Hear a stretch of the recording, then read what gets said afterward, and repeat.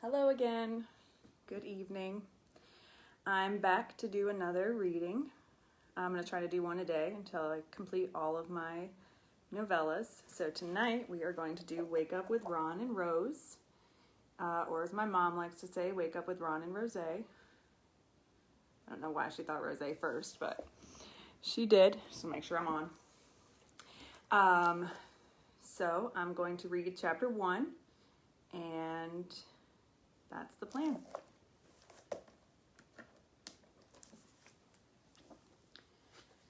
What do you think of these social media rumors about us? Rose Sullivan asked as she joined her co-host Ron Hallen in the green room before their show. They've given us a ship name, she laughed. Ron, who was significantly older than Rose, glanced her way.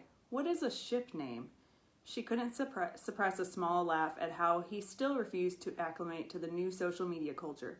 She loved how he'd never lost his New York accent, even after all the years he'd been in Louisiana. A ship is a relationship that fans believe in strongly, and a ship name is the couple name they assign to them, she explained. They like to call us #RonZay. He rolled his eyes before looking back into the mirror to ensure his tie was straight.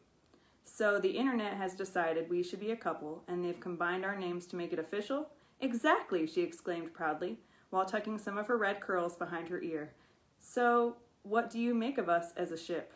Do you see anything there? She asked, her usually confident tone replaced with one filled with timidity. Ron stopped what he was doing to turn and look at her. You and me, kid?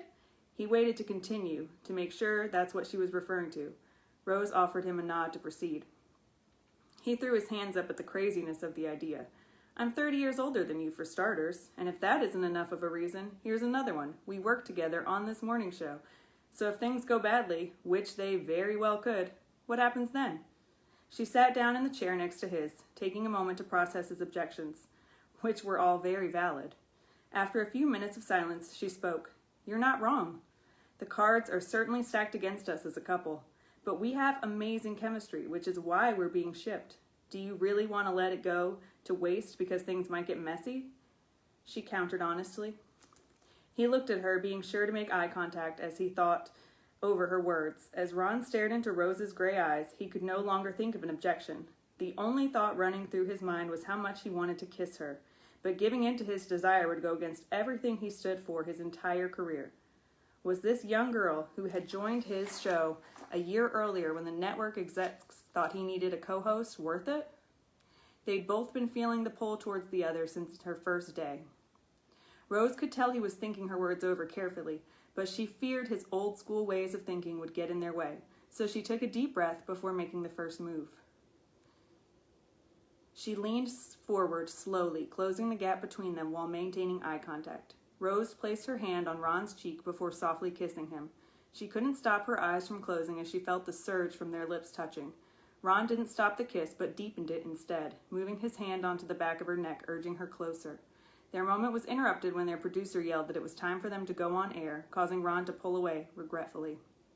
We'll discuss this after the show, yeah? He asked, his breathing labored. Rose fixed her hair as she gave him a simple nod to agree as he took her hand, like he had every day for the past year, and they walked out to do their show. Once Wake Up with Ron and Rose ended, Ron and Rose walked backstage to continue their conversation from earlier. Both were concerned the audience could sense a change between the pair, but that worry had to come after they figured things out. All right, Sully, Ron began as he grabbed his coat. Do you think we should go somewhere a little more private to resume our discussion? Rose grabbed her own jacket, smiling at his use of her usually on-air nickname. I think that would be a great idea. Where should we go?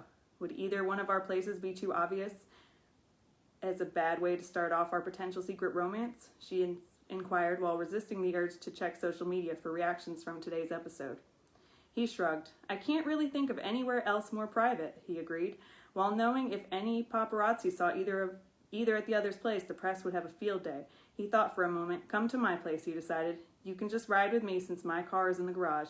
That way, no one will see us leaving together, or you arriving at my place. Are you ready? Yes, she replied, taking his hand that he'd extended towards her. The pair rode in silence to Ron's townhouse, which felt like a much longer drive this afternoon. Ron's driver dropped them off discreetly before pulling away, leaving them to figure out what would come next after the kiss they'd shared. Would you like something to drink? Ron asked once they were safely inside his home. Rose wanted to ask for some hard liquor in case their talk didn't go the way she'd hoped, but it was only 11 a.m. I'll take a water, she responded, feeling like she'd lost all the courage she'd had earlier when she'd initiated their kiss. He disappeared for a moment before returning to hand her a bottle of water, which she thanked him for. She took a deep breath and brought up the elephant in the room. So that kiss was pretty special, and if I'm being honest, I'd like to do it more often, along with some other activities. How are you feeling about what happened before the show? She asked after laying all her cards on the table, perhaps too quickly. Well, I think we need to keep the lines between personal and professional separate. As I said this morning, Ron jumped right into his thoughts, not taking any time to think over what she'd said, which caused her to start to feel a small hint of panic. You could have said all this at the studio, she challenged, wondering why he would bring her all the way back to his house to crush her heart. How had she let her heart get this involved over the past year?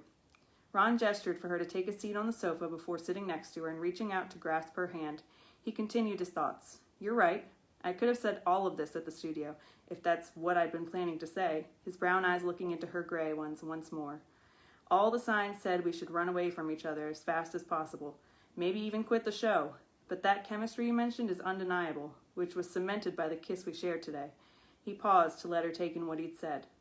I want to try this thing out between you and me, kid, he continued. Even though all my instincts are telling me no, I can't ignore what's there, but we have to keep this a secret. Rose couldn't stop the smile from spreading across her lips as he revealed his true feelings about what should happen next for them. I agree with you, she replied, even as giddiness started to take over.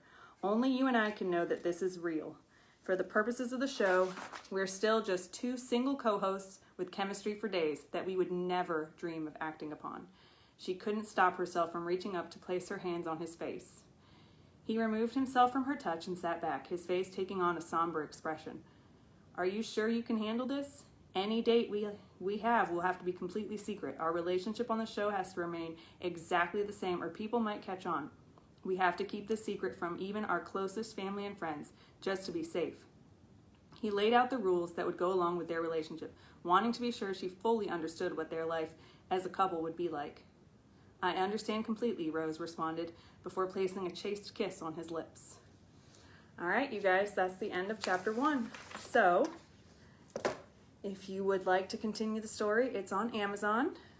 You can get it in ebook or paperback, and it'll look a lot nicer than this binder that I like to use, but the font's great for reading to you guys. So, I hope you guys enjoyed it, and I will be back tomorrow night for our next reading. All right, good night.